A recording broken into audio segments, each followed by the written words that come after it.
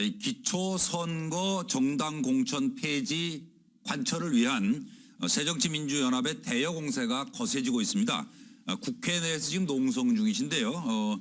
오영식 새정치민주연합 서울시당위원장을 오늘 모셨습니다. 안녕하십니까? 안녕하십니까? 어서 오십시오. 농성 중이시죠, 지금 계속? 네, 농성하다 왔습니다. 고생이 많으십니다. 그 4월 임시국회 첫날 이제 국회 내에서 무기한 연장농성에 돌입을 하신 거고요. 네. 예, 그래서 지금 기초선거 정당 공천 폐지를 그러니까 입법화시키자 하는 주장이신 거죠? 그렇습니다. 그러니까 여야 모두 법제화해서 무공천으로 같이 가자. 그렇습니다. 그렇게 하자. 네. 근데 그 무공천이 옳은지에 대해서 지금 새정치민주연합 당내 의원도 좀 분분하다 이렇게 들리는데 통일이 되셨습니까, 그거는?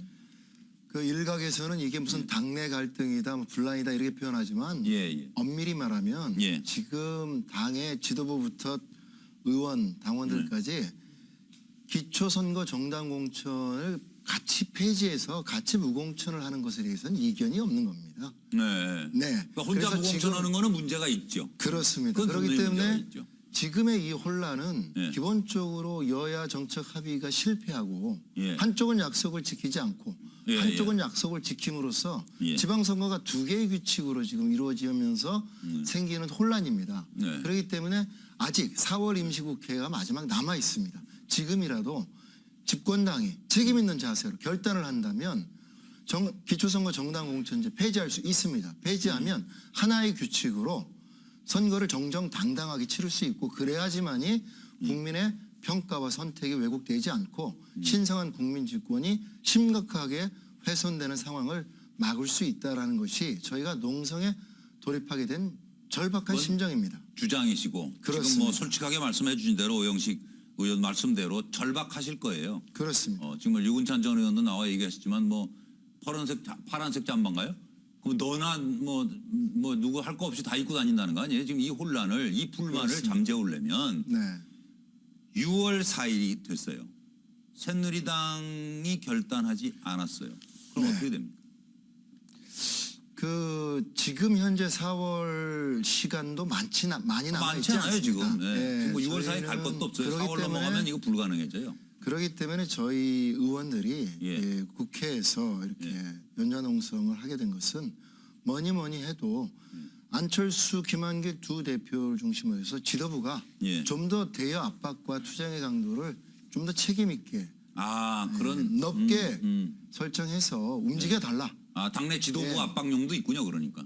대통령의 영수회담의 제안이 아니라 언제까지 대통령과 집권당의 입장을 분명히 표명해 달라. 또 거리 서명 운동도 뭐 6월 4일까지 할 수 있는 게 아니지 않습니까? 그렇죠. 언제까지 맞아요. 하고 그리고 이 부분에 대해서 집권당이 여전히 약속을 지키지 않고 책임 있는 답변을 하지 않아서 말씀하신 것처럼 지키지 못한다면 그 시점에서 당내 의견을 최대한 수렴해서 모든 가능성을 열어놓고 결국은 지도부, 특히 김한길, 안철수 두 대표가 또 결단하고 결정해야 된다. 저희는 그렇게 생각하고 근데 그 결단할 방법이 뭐가 있어요? 지금 저 국회 보이콧 안 하고 일정은 참석하시죠, 지금? 그렇습니다. 우리 같이 하시는 분들이 모두. 그렇습니다. 지금도 저희가 국회에서 농성하면서 대정부 질의에 또 참여하고 교대로 돌아가면서 농성하고 있습니다. 그래서 이것을 뭐 구태 정치니 뭐 장애 거리 투쟁이니 이렇게 얘기하는데 이건 사실이 전혀 아닙니다. 이번 저희가 최경환 원내대표는 작년 거리 투쟁의 어두운 과거를 기억해야 한다. 이러면서 이제 또 전혀 지금 뭐 결단 가능성은 없어 보여요. 글쎄. 그러니까 저희들의 이러한 주장의 진위를 상당히 왜곡하는 거죠. 저희가 4월 임시국회는 민생국회 그리고 약속 실천의 국회 이렇게 두 개를 설정을 했습니다. 민생은 아시다시피 기초연금법이나 세무녀복지법, 전월세 관련 대책 관련법 등 당면한 시급한 민생 현안은 저희가 당력을 집중해서 그 해결을 위해 노력할 겁니다. 그것과 함께 약속의 실천의 핵심 의제는 기초선거 정당 공천 폐지를 정책으로 합의해내는 거라고 하기 때문에 합의가 안 되면 이 두 가지를 같이 하고요. 합의가 안 된다면 지도부에 뭘 요구하실 건가요? 그러면? 당내 의견을 수렴해서 무공천의 전면 재검토까지 포함을 했어요. 아니면 지금 국민에게 약속한 무공천 방침을 지킨다고 한다면 구체적으로 선거를 어떻게 치르겠다라고 하는 그런 입장을 정리해서 국민에게도 그리고 특히 당 후보들에게 제시를 하고 국민과의 약속을 지키기 위해서 우리가 이런 선거의 어려움과 불리함을 감수하고라도 치러내자라고 지도부가 대표가 이야기를 해야 된다고 생각을 하는 겁니다. 그 이미 그렇게 얘기한 거 아닙니까 지금? 안철수 대표는 지금은 뭐 희생을 하고 지는 선거를 해도 우리는 명분을 쫓아야 된다. 우리는 약속을 지킨다는 모습을 보여주자 하고 무공천 고리로 합당한 거 아니에요? 무공천 방침을 지금 천명을 한 거지. 그럼 무공천으로 선거를 어떻게 치르겠다?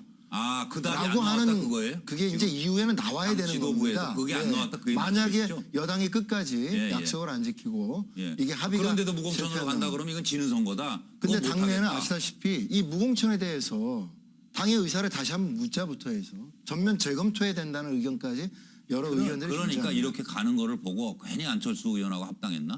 그 얘기가 나올만 하잖아요. 그거 후회하는 분들이 있으시다면서요. 그게. 합당은 국민의 뜻이라고 저희가 생각했기 때문에 저희가 아니 그러니까 동의를 국민의 했던 뜻은 거고. 뭐 그렇다고 네. 하더라도 그게 당내에 모아진 의견은 아니었다. 당의 뜻은 아니었다라고도 판단할 수가 있지 않습니까? 외부에서.